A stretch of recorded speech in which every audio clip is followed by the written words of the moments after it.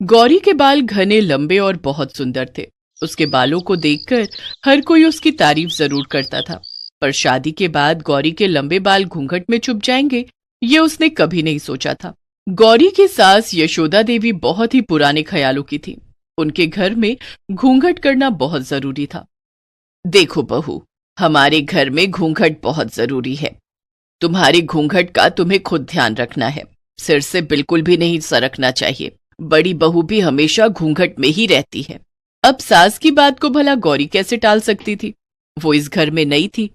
उसने घूंघट में ही हाँ में सिर हिला दिया। यशोदा देवी कमरे से चली गई। सच कहूं तो मुझे तुम्हारे लिए बहुत बुरा लग रहा है गौरी। मैंने सुना था तुम्हारे बाल बहुत लंबे हैं, जमीन छूते हैं, पर अब इन लंबे बालों का कोई फायदा नहीं। तुम्हें तो इनका जूड़ा बनाकर अपने लंबे बालों को घूंघट में ही रखना है। माफ करना, मुझे हंसी आ गई। अच्छा, मैं चलती हूँ। तभी गौरी का पति सूरज आ जाता है। आप तो मुझे झूठ ही कहते थे कि आपको मेरे लंबे बाल सुंदर लगते हैं। अब देखो ना, मेरे ये लंबे बाल तो घूंघट में ही रहते हैं। आप तो बेकार ही तारीफ करते रहे। मेरे बाल तो अब हमेशा घूंघट में ही रहेंगे। तुम खुश नहीं हो ना गौरी मुझसे शादी के बाद? सूरज थोड़ी उदासी के साथ ये बात कहता है। नहीं नहीं, ऐसी बात नहीं है। मैं तो बस इस घूंघट की वजह से, वो मेरे लिए ये सब नया है ना, इसलिए थोड़ी परेशान हो रही हूँ। मेरी वजह से आप अपना मन खराब मत करो। मैं इस शादी से बहुत खुश हूँ। उस समय गौरी ने बात को संभाल लिया ताकि सूरज को किसी बात का बुरा न लगे, पर यह सच था कि गौरी हर समय बालों को बांधकर घूंघट करने में बहुत तंग आती थी। जरा सा भी गौरी का घूंघट सिर से हटने लगता तो उसकी सास उसे टोक देती। गौरी बहू, मंदिर जाने के लिए सब तैयार हो गए हैं। एक तुम हो कि इतनी देर लगा रही हो।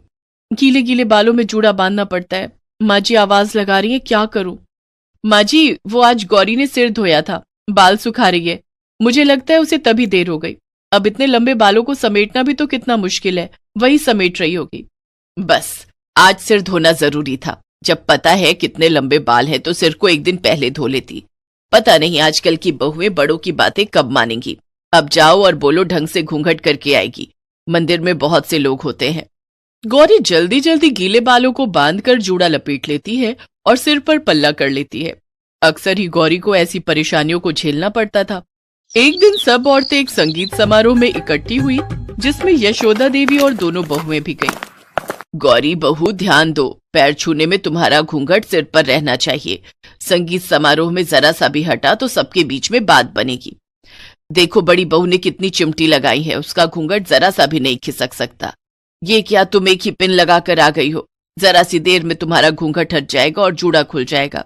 अरे यशोदा बहन, आओ आओ, आज तो नई बहू भी आई है। सुंदर लग रही हो बहू। गौरी बहू, इनके पैर छू लो, इन्हीं की पोती की शादी है। हमने तो सुना था छोटी बहू के बाल बहुत लंबे हैं, पर घूंघट में तो कुछ दिखाई नहीं दे रहा। अरे मैंने ही कहा है बहू से, वो क्या है ना, घूंघट में बालों को नजर नहीं लगता। ठीक ही है, बहुओं को घूंघट में रहना चाहिए।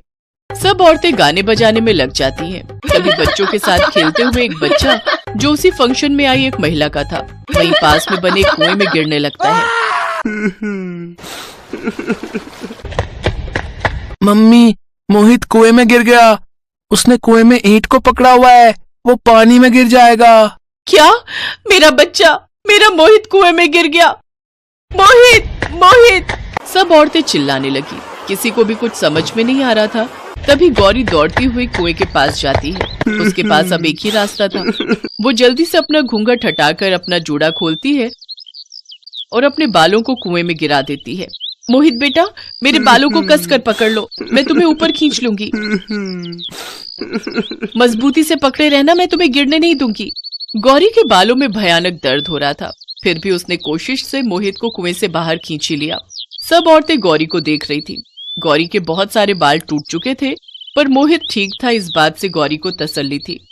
गौरी बहू, आज तुम्हारे लंबे बालों की वजह से मेरे बच्चे की जान बच गई, वरना हम सब तो कुछ नहीं कर पाते। तुम्हारा बहुत बहुत शुक्रिया गौरी, तुम बहुत साहसी हो। अरे तुम्हारे तो बहुत सारे बाल टूट गए, दर्द भी हो रहा होगा। कोई बात नहीं, मैं थोड़ा गर्म तेल लगा लूंगी तो ठीक हो जाएंगे। और फिर बालों का क्या है, टूट गए तो कोई बात नहीं है, दोबारा आ जाएंगे। क्षमा करना माँ जी, वो मोहित को बचाना बहुत जरूरी था, इसीलिए मैंने घूंघट। रहने दो बहू, घूंघट करने की कोई जरूरत नहीं है। तुम्हारे बाल ऐसे ही अच्छे लगते हैं। अब से तुम घूंघट नहीं करोगी, अपने बालों की चोटी बनाओगी। क्यों, मैं सही कह रही हूँ ना? हाँ, तुम्हारे बाल बहुत सुंदर हैं, इन्हें तुम ऐसे ही खुला छोड़ो। आंटी के बाल तो बिल्कुल रस्सी जैसे हैं। मैं इन्हें पकड़कर ऊपर आ गया, नहीं तो मैं कुएं में गिर जाता। मम्मी, मेरा बच्चा। सब औरतें गौरी की बहुत तारीफ करती हैं। उस दिन के बाद गौरी ने बालों को घूंघट में छुपाना बंद कर दिया। वो अपने बालों की सुंदर चोटी भी बनाती और उन्हें खुला भी छोड़ती। अब उसे लंबे बालों के लिए कोई रोक टोक नहीं थी। यशोदा ने अपनी दोनों बहुओं को घूंघट के लिए मना कर दिया। सच तो यही है कि इज्जत और सम्मान व्यक्ति के व्यवहार और बातों में होना चाहिए। व्यक्ति का व्यवहार ही उसके चरित्र को महान बनाता है।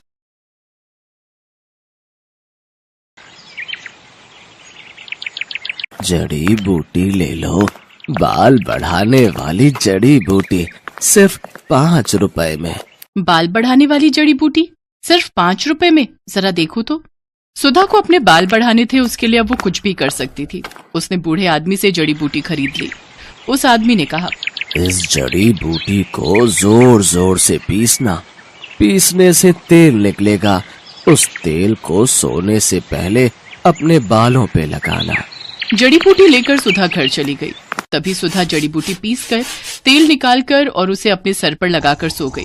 और अगले दिन सुबह नींद से उठने के बाद उसने देखा उसके सर पर जितने भी बाल थे वो सब झड़ गए हैं। सुधा ये विश्वास नहीं कर पा रही थी। कहते हैं लड़कियां लंबे बालों में ही अच्छी लगती हैं, लेकिन सुधा के बाल बचपन से ही छोटे थे। उसके बाल बढ़ते ही नहीं थे। ऊपर से वो सांवली भी थी और दूसरी ओर उसकी बहन राधा के लंबे और घने बाल थे और राधा गोरी भी थी। इसीलिए राधा बचपन में हमेशा सुधा को चिढ़ाती थी, तू तो मेरी सगी बहन नहीं है, तुझे तो माँ और पापा रास्ते से उठाकर लाए थे, नहीं तो तू इतनी बदसूरत कैसे है। ये सुनकर सुधा हमेशा रोती थी।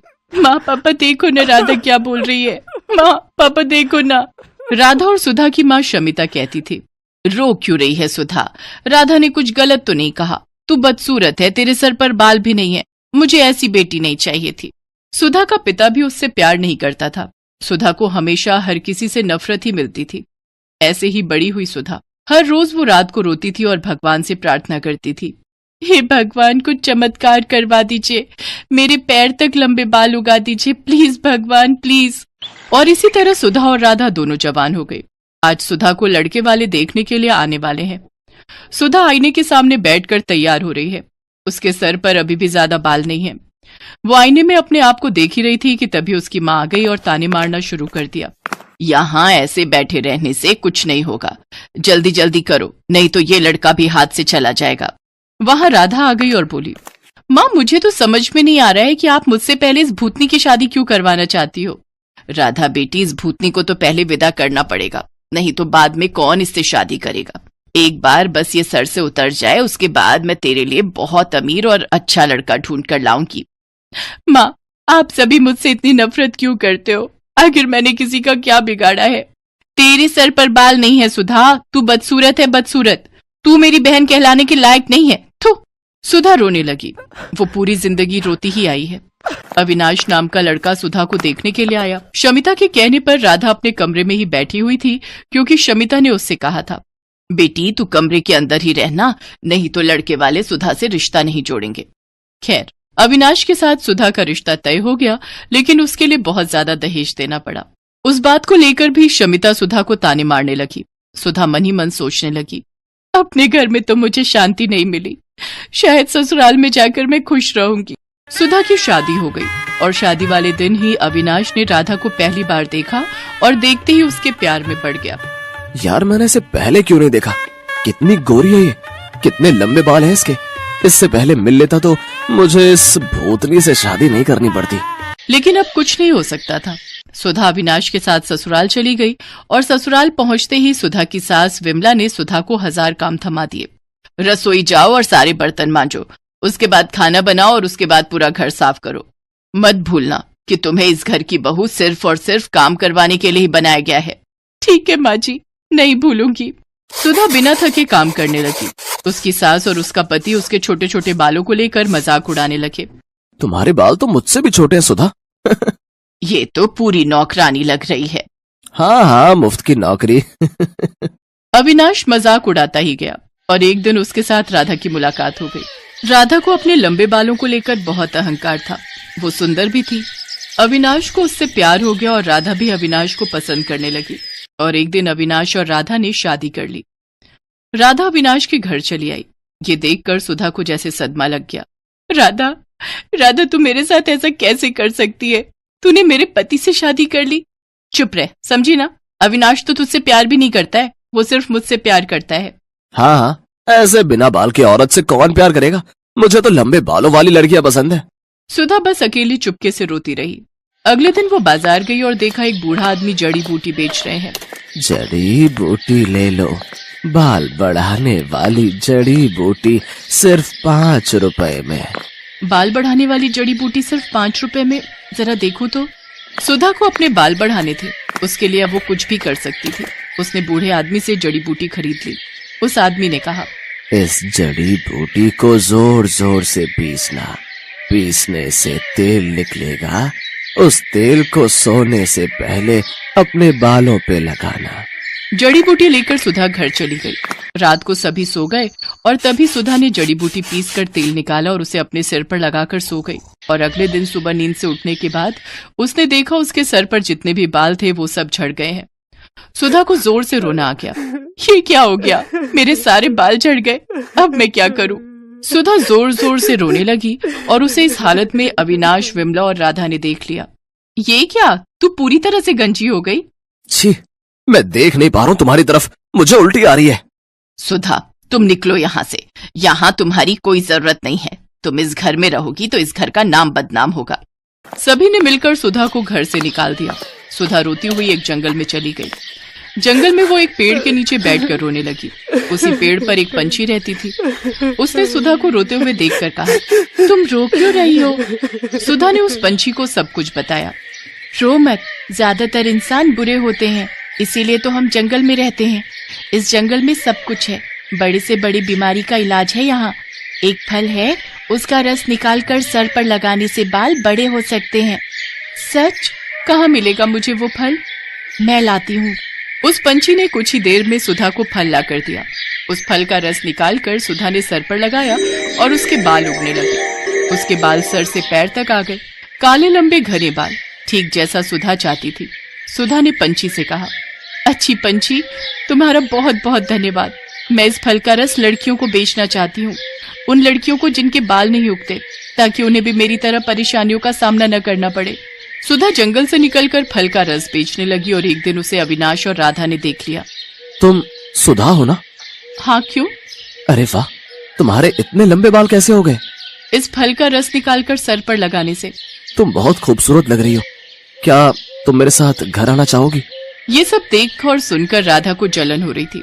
उसने फल का रस लिया और पूरी बोतल अपने सर पर डाल ली, लेकिन उससे असर उल्टा हो गया। उसके सारे बाल झड़ गए और वो गंजी हो गई। ये क्या हुआ मेरे साथ? मैं गंजी हो गई। बहुत अच्छा हुआ, यही लालच का नतीजा है। बचपन से आज तक तूने मुझे चैन से जीने नहीं दिया, अब देख कैसा लगता है। और हाँ विनाश, मैं फालतू लोगों के साथ नहीं रहना चाहती, तुम रहो अपनी पत्नी के साथ। राधा का अहंकार मिट्टी में मिल गया। अविनाश को भी गंजी राधा के साथ ही रहना पड़ा और फल का रस बेचकर सुधा बहुत अमीर बन गई। चारों तरफ उसके बाल के चर्चे होने लगे और वो खुशी खुशी जिंदगी